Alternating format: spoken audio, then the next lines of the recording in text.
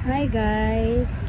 Ito po may nagtatanong ano daw ginagawa ko lagi sa mga port na to. Ito po ngayon dahil malakas yung stranded kami dito sa port kaya hindi kami makaalis. Gutom na ako. Gutom na.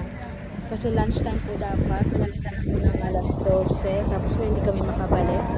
Kasi po nagre-reposition ang aming barko. So, pero maganda naman yung weather kahit malakas yung hangin. Tsaka maganda yung view dito. Ayan. Ganda ng nature. Ayan, nakikita rin niyo po ang daming pasaheros. Dito sa labas. Nagpinanday na gusto rin makabalik sa kanila.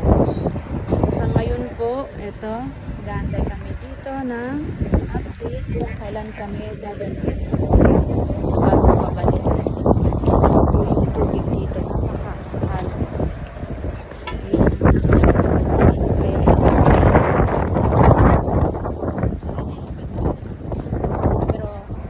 Kaya na ganun, nandito ka sa sikat ng araw. Ang ganda ng araw nila, di ba? Tapos ganyan yung view mo. Wow, nakakaalis ng buto. Share.